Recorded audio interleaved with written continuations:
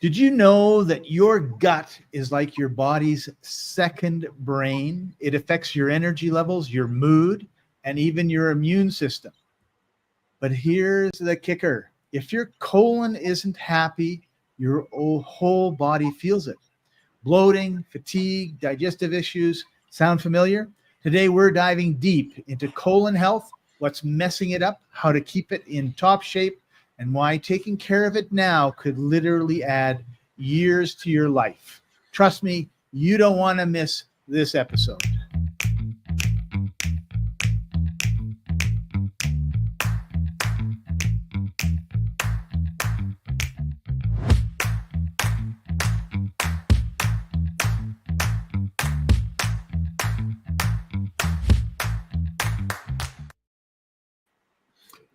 Welcome, everybody. This is the Life Enthusiast online audio and visual show, restoring vitality to you and the planet.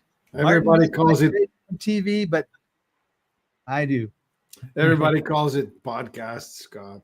Oh, podcast. Okay. I I'm watch just so behind the times. I watch podcasts on my TV. All right, I'm going to call it the online podcast show. If you must, aren't you the guy, the dean of podology? I am the dean of blogonomics and podology, and unfortunately, my students have all passed me by, which is what I like. Welcome, George. Glad to see you here joining us as usual. Before I forget, we need to do a couple quick things, one of which is we have a live question and answer period after on Telegram. So make sure you join us there. It's t.me Life & Co. And the other thing is, please, it really helps us. Hit the like, hit the subscribe, share the show, let your friends know about it. We're on a mission to restore vitality to the planet and to yourself. And we need your help. This is not a passive activity. And with that, Martin, let's talk about colon health. We're going to talk about some of the factors that affect it. We're going to show you or tell you how you can tell if your colon is unhealthy, how to maintain a healthy colon, and maybe some things that we can do to cleanse it. So Martin, first of all, why do we have a colon? What is a colon? Why is that important for those of us that don't know? Why do we have a colon? I don't know. It's a big, long thing, right? That goes all the way around our stomach.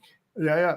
Whoever put us together, Scott, was a masterful thing. Some people say that we're made in the image of the Creator. Well, okay, great. Okay, why do we have it? Well, okay, it's the last stage of the digestive and eliminative. And the main job it does, it actually extracts water and recycles it back, because we would have to be drinking way, way, way more water if it were not drying it out. So that's how you end up pooping mostly solid things rather than having a diarrhea, which is the way to dehydrate your body quickly. And what to say about it?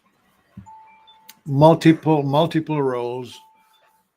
A whole bunch of stuff gets made in the colon, like hormones and I thought all it did was make our poop. Yeah, well, okay, it's the concentrator for that. But a whole bunch of microbes live there, and they actually, in the process of reducing and processing the stuff, will actually produce desirable outputs. I wish I were more educated, I wish I knew everything about everything. Right. Okay, so let's talk about some of the factors that affect colon health. So dietary choices. So if we're eating chips and drinking Coca-Cola, that's the best thing to do beers. That's the best. I can totally talk about that. And let's mention this business called water and fiber, right? It starts with that. If you eat food that's low in fiber, and if it's not plain water, you're asking for trouble. So as soon as you mention Coca-Cola, well, there goes brown coloring and high fructose corn syrup if you're in the United States, or sugar if you're in Mexico. All things that don't help. Yeah, well, they don't. Okay. You know, here's an interesting thing. You really notice that things are not well in your colon if you're producing gas, as in gas out back, not burping. Farting. Yeah, okay, call it that. And it's interesting. There are some gases that don't have a smell, like carbon dioxide, and that is produced by fermentation. So if you're making alcohol in your gut, then you're going to have carbon dioxide as the output. It doesn't smell bad, but there's a large volume of it. Right. So that usually means that your that underdigested carbohydrates are reaching into the gut. Okay. If underdigested fats get into the gut, it gets smelly. But if underdigested proteins get into the colon, then it gets foul. It's, you know, those are the putrescine and cadaverine and mercaptans and all of that. You know, mercaptan is the marker that's added to the methane that we call, what's that gas called? The stuff that we burn in our furnaces. Natural gas? Natural gas, that's what we call it. That's mostly methane, although there's a bit of propane and butane in it sometimes. And it doesn't have a smell, so we have to add one. We have to add smell so we would notice, because on its own, it doesn't smell at all. So we always want to talk about degrees. So if you're farting every 5 minutes and it's stinky, you have a major problem. If you fart once every 6 months and you don't notice it, or maybe it has a slight smell, then you probably don't have a major issue. Right. Okay. All right. So let's move on from farts. Well, and people talk about fiber-rich foods and versus processed foods. So yeah, if we're Kevin has joined us. Thank you, Kevin. Yeah, George, great major problem for people. Yeah. So we want to make sure that so basically, if you have like a Ritz cracker or pasta, that's probably not what you would call high fiber foods. In fact, the opposite. Yeah, they're low fiber foods. So you want to be eating like carrots and lettuce and celery and broccoli and cauliflower. That's the fiber that you want. So when you see a box that says high fiber Ritz, sorry, Ritz, it's not. Is that safe to say? Yeah. You're in such an awesome mood today, Scott. I'm just appreciating the punch that you're adding to the conversation. All right. So hydration is important. You already said forget the Coke and forget the beer. Just because it's wet doesn't mean it's hydrating. Right. What about physical activity? Like we should be, sitting in front of our computers 12 hours a day. Yeah. And that because we're not moving around, it should allow that resting period for our colon to do its work, right? Yeah. The number one constipation cure is a 30-minute walk. I did that today. Good on you. I'm still sitting on my tush since 6:30 this morning, and I'm really restless.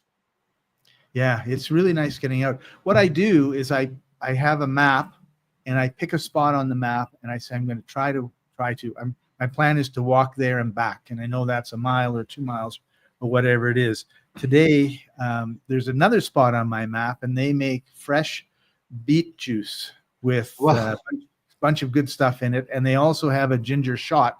So I get this beet juice glass, and then I get this ginger shot, take a couple drinks, then drop the ginger in, and I have a really good morning drink. And it's about a half an hour round trip, so 15 minutes there, 15 minutes back. And the reason I bring this all up is have a goal, right? Like, like look around. I want to go to this park, or I want to take the kids to the park, or the dog to the park, or whatever it is. and have a goal and then say, how many times a week do I want to do this particular activity? And then you just make time to do it, and it'll make a huge change in your life. Okay, so you need to go for a walk when we're done, Martin. Yeah. How about gut biomes, microbiomes and probiotics? Super important. And you started talking about fiber, and it's the food of the bugs, right? There are two types of fiber, soluble and insoluble, and the bugs consume all of that. And the most important ones are known oligosaccharides. And a saccharide is something like sugar. It usually is a 6 or 5 carbon thing. They have names like glucose, fructose, mannose, galactose, stuff like that. And starch is made as a string, 3 strings of glucose, long strings, fibers. Oh, so connected together at the ends. Oh, yeah. Glucose stacked together like tiles. Anyway, the oligosaccharides are simpler than starch, but more complex than a single sugar. And that's what the bugs, the microbes, like to eat. And there are 8 known oligosaccharides, and all of those are found in this product called Panaceum. And the cheeky producer, Remedy Link, called that thing Panaceum because it really does heal all things. When you put the right bugs in your gut, they seem to take care of just about any problem. So that brings up a really good point, because we live in a society that seems to value sterility. And of course, it doesn't seem to realize that if you take it to the nth degree, which hospitals and other places do, you create lots of problems. But in sterility, when you apply to human beings, it means you can't have babies. Yet we're fanatic about, and of course, what's happening? There's, baby boom is long gone, and we're in a baby collapse right now. Oh, yeah. So, we really need to be aware of these things and the whole impact that they can have. Yeah. Sterility. That's germophobia would be a better label for this. I don't wash my vegetables. I buy them organic, but I don't wash them after. I'm just saying, okay, I'll have it with the dirt. Yeah. Well, we have a product that I really love that's based on getting stuff out of dirt. Right? Are we talking about the humic acid? No, well, I mean, there's that one too, right? I was talking about the one that I always used to bug you about chewing, and they don't make them anymore. But you still have. Oh, yeah. Okay, Body Biotics. Body Biotics, yeah. Yeah, it's still available in capsules. Yeah. Yeah, that's an interesting one. Those are the consortia of dormant drugs, sporogenic in their native medium of fulvic acid, meaning bugs in dirt. Yeah. Well, who knew we needed it, right? And every time I see these people buying, bottles and bottles of antibacterial stuff, I think you are just creating such a mess in your life on a micro being one family level, as opposed to the whole mass population, right? We do it on a mass level too. Interestingly, right? Your skin has a natural barrier, and the barrier includes microbes. So when you remove them, you're actually making yourself vulnerable, not stronger. Yeah. So you can think of the microbes as an army on your skin, that's on your side, protecting it from an army of who knows what trying to get through your skin to eat you. Right? There we go. And all what you're doing is you're basically killing your army, because the other army is never going away. It's going to get stronger and worse because of pollution and all that other stuff. Yeah. Okay, but the good news is when you go to the doctor or you go to the hospital and they give you a whole bunch of medicine to fix whatever your problem is that has no impact on your colon at all. Yeah, never ever, right? So, come on, Scott, what's with this irony? it's going to look bad in the transcript. So when you take antibiotics, you're killing the inside of your Well, now when it's like you the Amazon forest getting clear cut, but yeah, it's in that's your it. gut. That's a good metaphor. Clear cutting. Yeah. Industrial approach to health. Oh, that's an interesting sound. Anyway, so there was the idea It was here a is, major fart. I'm sorry. oh yeah, right. It sounded more like a motorcycle.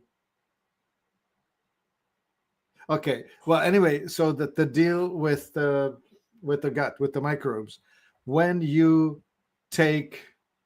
drink chlorinated water, why did they put the chlorine in it? It was for the sole purpose of killing harmful bacteria.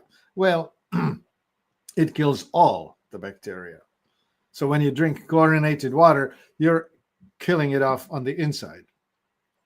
The second important thing is glyphosate or Roundup was originally patented as an antibiotic. And it works this way. It kills the microbes at the root of the plant and deprives the plant of its ability to extract nutrients into its body. That's how it kills the plant. And so when you eat the flour, the bread, the lentils, the chickpeas that have been grown with the help of glyphosate, you're now introducing trace amounts, but enough to cause harm of this antibiotic constantly. Right. When you eat chickens that have been raised in overcrowded barns, they have been fed antibiotics to keep the infections down. You overcrowd the animals and you have to preventively dose them with antibiotics, but you raise them toxic. And then you eat that stuff and it raises havoc in your gut. So Martin, as everybody knows, and we've said often, t.me/life&co is where we have our Telegram channel. And right after we're done here, we're going to be going there. And I think one of the topics we should talk about is, because it came up now and we don't have time, is why when a bird, like a chicken, has bird flu, do we have to kill all the chickens? Like, don't animals normally get sick and then get better? They don't get sick and then die and infect everybody. Maybe the weak ones, or the old ones might, but that's just really an insane thing. But we don't want to get censored here, so we're not going to talk any more about it now. Let's talk a little bit about colon cleansing. Should we do a colon cleanse? Now, I had a friend who was colon hydrotherapy or whatever. Like basically stuck a hose in your bum and would put coffee enemas in there and a whole bunch of other amazing things. And it wasn't nearly as unpleasant as I thought it would be. Yeah, there are two ways. You rinse it out and you want to reach all the way around. Remember, colon is quite long, actually. It starts as the right hip in the front where your appendix is, and it runs up under your rib cage and then across and then down to the other side and across and out back. So it's about 1, 2, 3, 4 lengths of your forearm. It's amazing that these things can be so long, eh? Yeah. Anyway, about 6 feet. Yeah. So this business of colon hydrotherapy, well, if you're pooping something that looks like peanut butter, it's one, hard to wipe, hard to clean your back end. 2, it's sticky going out. It also is sticky on the inside. So that's not the good thing. What you're hoping to have is something that's about the shape and consistency of bananas. If it's the shape and consistency of chestnuts or pellets, you're underhydrating. You're too stressed and you're not drinking enough.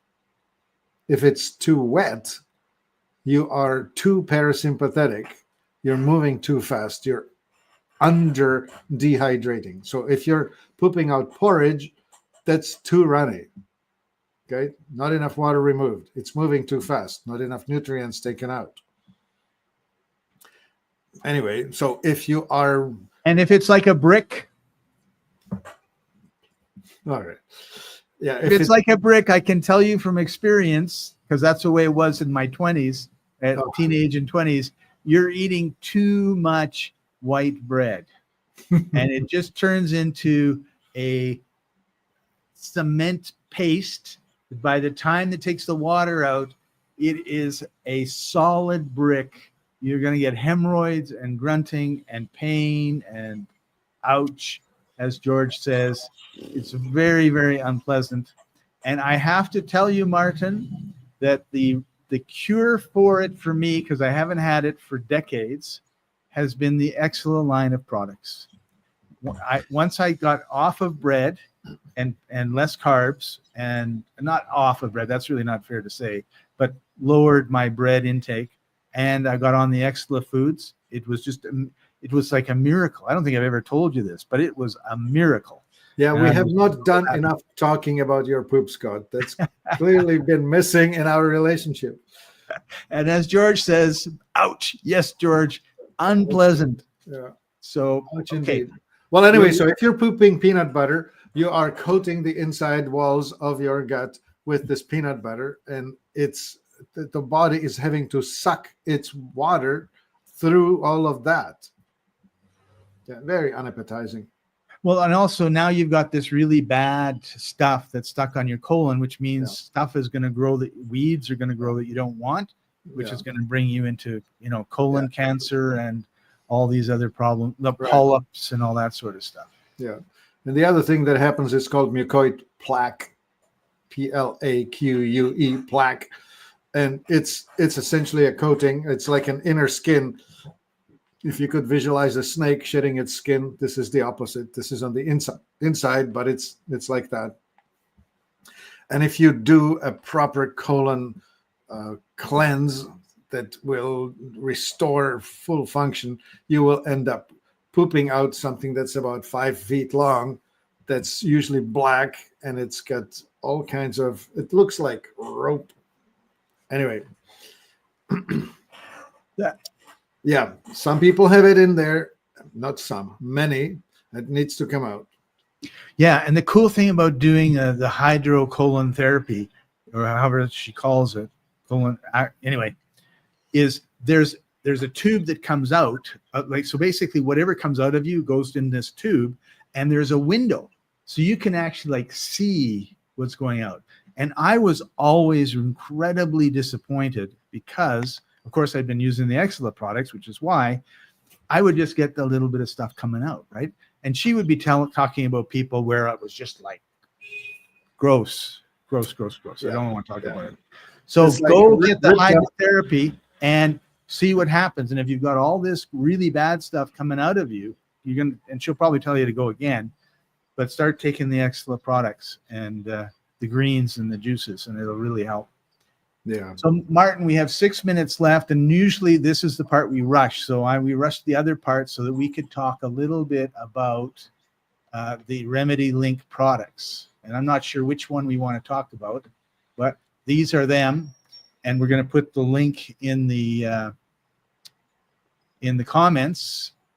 And which ones do we want to talk about? Yeah, there's so many. Okay, well, remember we're talking about colon here. Yeah, okay. So the most important thing is the pH balance.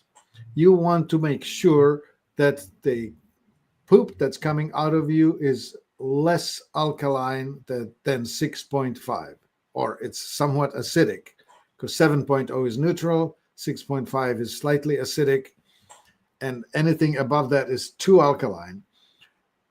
And there is this product right in the middle of the screen. It's called Acidulem, and that would be the liquid you would want to consume to help your gut, because this delivers into your body the short chain fatty acids, which are the stuff your colon needs the most. Okay, so it's 60 milliliter bottle, 2 ounces. Do I just chug it once or what?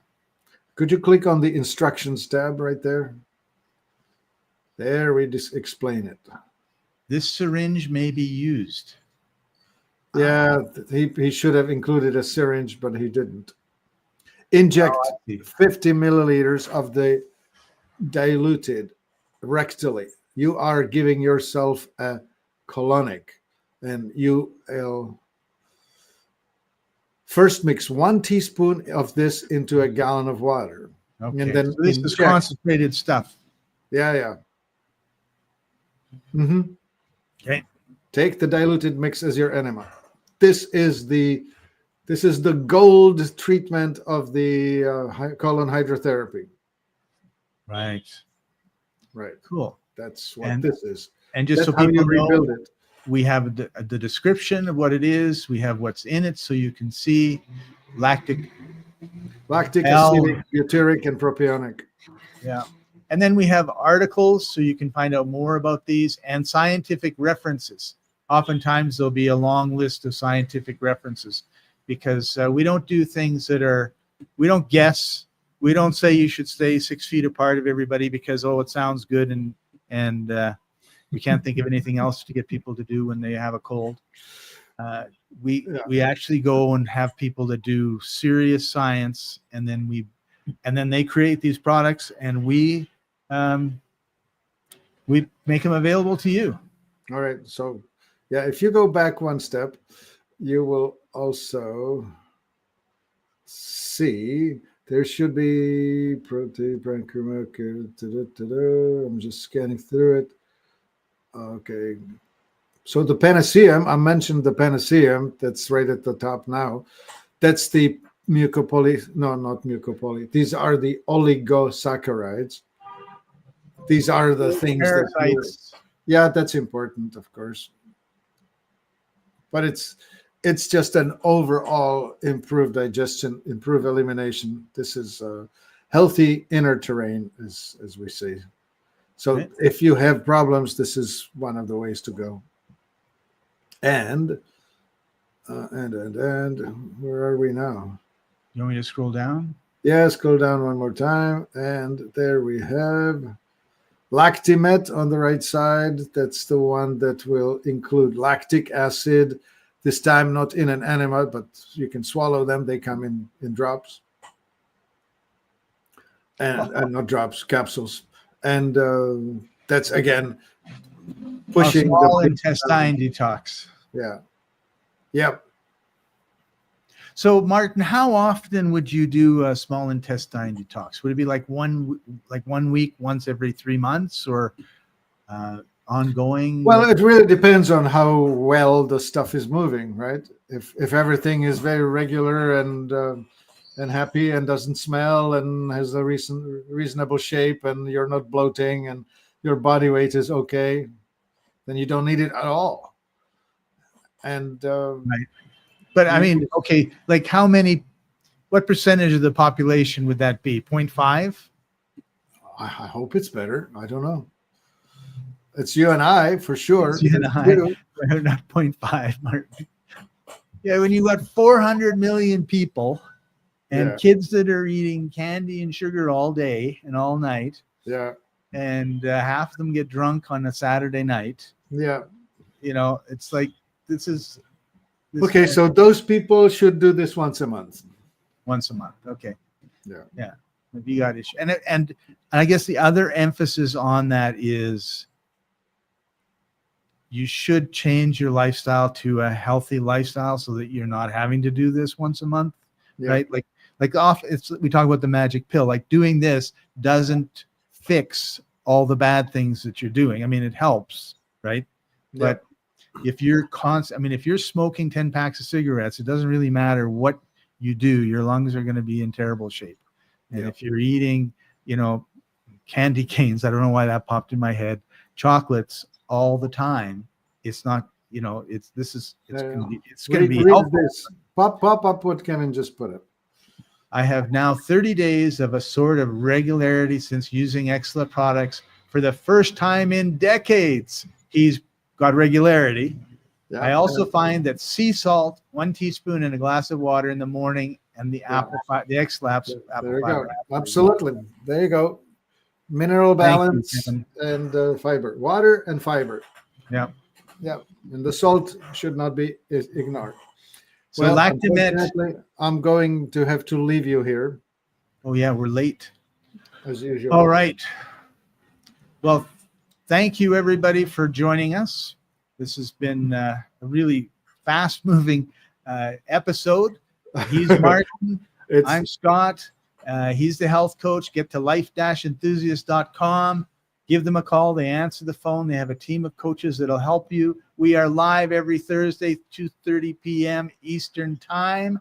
And we are heading right now over to, thank you, George, to t.me/, where is Life it? There and it Co. is.